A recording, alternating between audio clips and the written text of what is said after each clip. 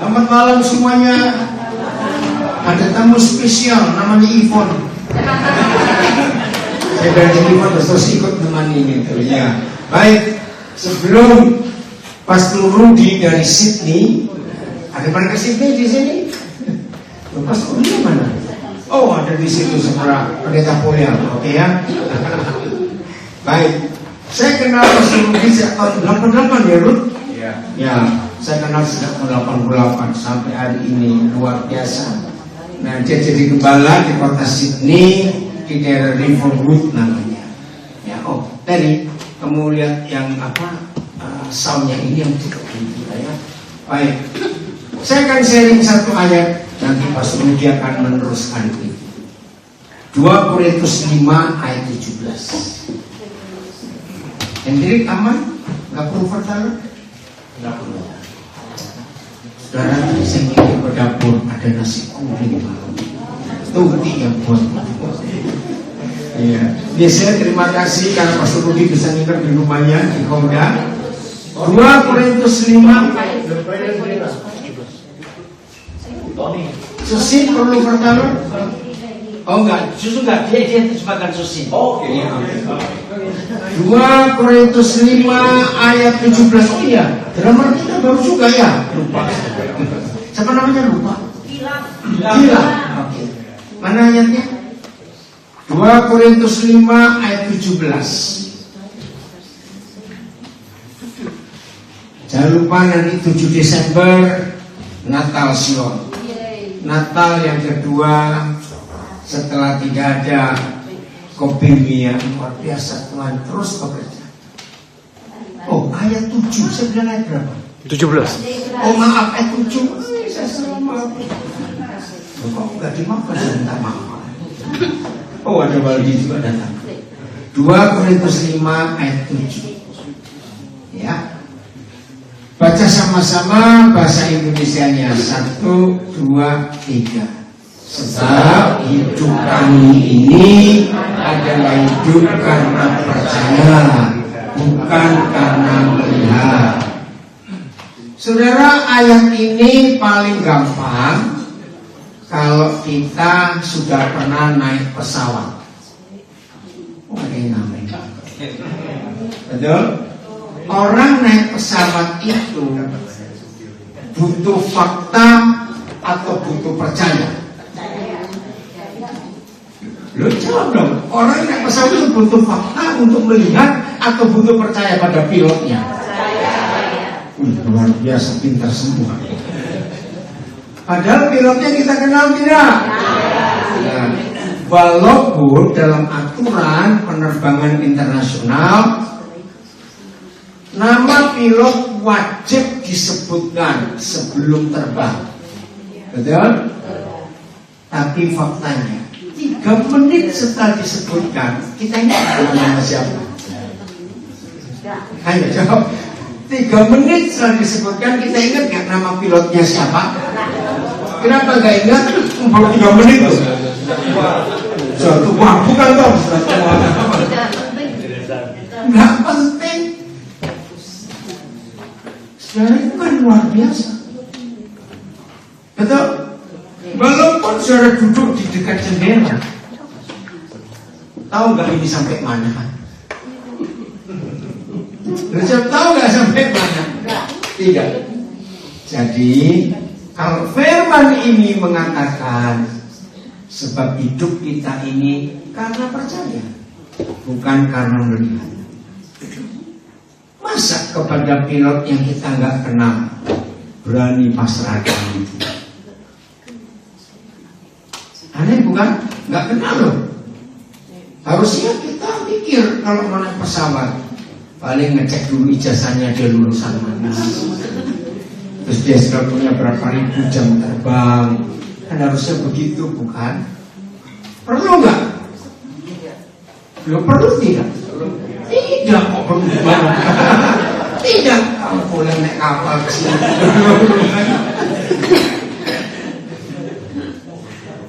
Juga kalau saudara beli obat, setiap obat yang kita minum itu ada risikonya nggak? Pasti ada. Tapi kenapa kita percaya? Iya, dokter bisa salah tidak memberi resep. Ya, tapi tetap percaya. Mungkinkah kalau saudara mau makan obat, terus telepon ke pabriknya dulu, betul kah obat ini buat anu? Enggak perlu. Apa saudara perlu beli laboratorium kecil di rumah, terus sebelum obat itu dikonsumsi diperiksa dulu betul nggak ini? Lo perlu tidak? Lo perlu nggak sih? Karena percaya, bukan karena melihat. Ada banyak hal dalam hidup kita ini,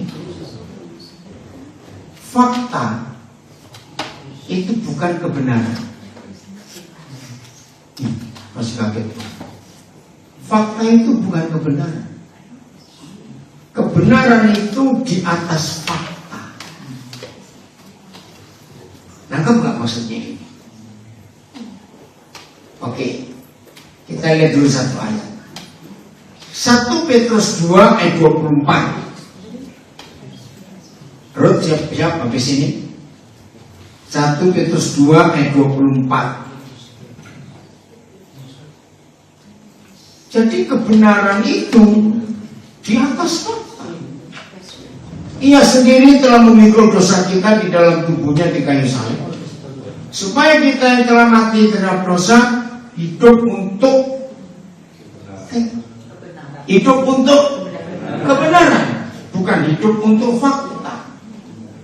Oleh bilur-bilurnya, oleh luka-luka Yesus, kita telah atau akan sudah sembuh. Nah, ini berapa hari ini saudara, saya lagi diskusi dengan beberapa dokter. Ternyata ada penemuan biopsi, tahu ya biopsi? Itu mengambil satu jaringan kecil di sebuah daging tumbuh yang diduga kanker. Nah ternyata penemuan berapa hari ini loh saya ngikuti, ngeri. Ternyata justru biopsi itu membuat kanker itu marah dan makin menyebar. Ini lagi diskusi besar. Jadi jangan, biopsi itu bahaya. Gak bingung sekarang orang. Mau bagaimana? Oke ya, pokoknya kita ikuti aja kisah berapa hari kita tunggu. Nah, kanker itu fakta. Iya atau tidak? Ya. Tapi kebenarannya kita sudah sembuh kapan? Ya kapan? Bukan sejak lahir. Kita sudah sembuh sebelum kita sakit. Oh nggak gitu. Oh ya, tunggu dulu, ada yang baru datang. Pak Tomo nggak kelihatan. Oh nggak kelihatan nanti. Ya ini masuk. Ini ada satu kosong tas saya sampai diangkat. Tas ini saya tas. Oh bukan. Sini sebelah sini. Oke. Karena perhatikan ini ya. Kanker itu fakta atau bukan? Fakta. Tapi kebenarannya semua kita sudah sembuh sebelum kita sakit. Karena firman ini berkata, kita ini sembuhnya kapan? Waktu Tuhan Yesus dicambuk. Betul tidak? Oleh bilur-bilurnya kita sudah sembuh, bukan akan sembuh. Maka itu lihat. Nah hari-hari ini kami yang di Eropa mengikuti di rumah lagi dibuat bingung. Kalau melihat kalender, ini sudah masuk musim gugur. Betul ya? Kalau lihat kalender, karena September sudah mau habis lagi. tapi kebenarannya ini kan masih seperti akhir sumber. Aneh sekali. Nah, ngerti nggak ini saudara dalam itu? Maka itu apapun yang terjadi dalam hidup kita, kita harus milih faktanya apa, kebenarannya apa. Sulit dimengerti ya, tapi kita harus belajar hal ini. Kalau saudara dan saya bisa hidup antara yang kelihatan mata dan yang tidak kelihatan, kita bisa membedakan itu, maka hidup ini akan luar biasa. Amin. Hidup ini akan luar biasa dan tidak ada hal yang menyulitkan kita. Susah nggak cuma ngerti ini? Tapi kita harus percaya itu Bapa kita yang di surga. Oke, supaya lebih jelas. Ketika seorang mama menyiapkan makan untuk anak-anaknya, mama ini belum pulang dari toko, dari pasar untuk belanja makanan. Tapi ketika mama ini mau berangkat belanja bahan makan, dia ngomong pada anak-anaknya, nanti kita akan makan. Anak-anak melihat makanan atau tidak? Tidak. Tapi di hati anak-anak, di hati anak-anak ada makanan enggak? Loh, jawab, pikir baik-baik. Mama bilang anak-anak sebentar kita akan makan. Nah, mama belum pergi ke pasar untuk beli bahan-bahan makanan. Tapi buat anak-anak yang mendengar mamanya bilang nanti kita akan makan, maka anak-anak ini mikir apa? Sudah ada makanan. Lu kok gak percaya toh? Masa lupa kita pernah jadi kecil? Ya betul gak saudara? Ya betul. Walaupun kita tidak semua kita punya anak, tapi ini konsep yang benar. Kalau mama bilang sebentar kita makan, walaupun mama masih di rumah belum belanja bahan makanan, tapi di hati anak-anak ini pasti makan nggak? Loh, kok ragu-ragu jawabnya? Di hati anak ini pasti makan nggak? Kenapa? Padahal makanannya belum ada, mamanya pun belum belanja. Nah, karena ini mama, bukan tetangga. Amin. Bisa nggak kita percaya Bapak kita seperti anak-anak? Harus bisa. Ini luar biasa.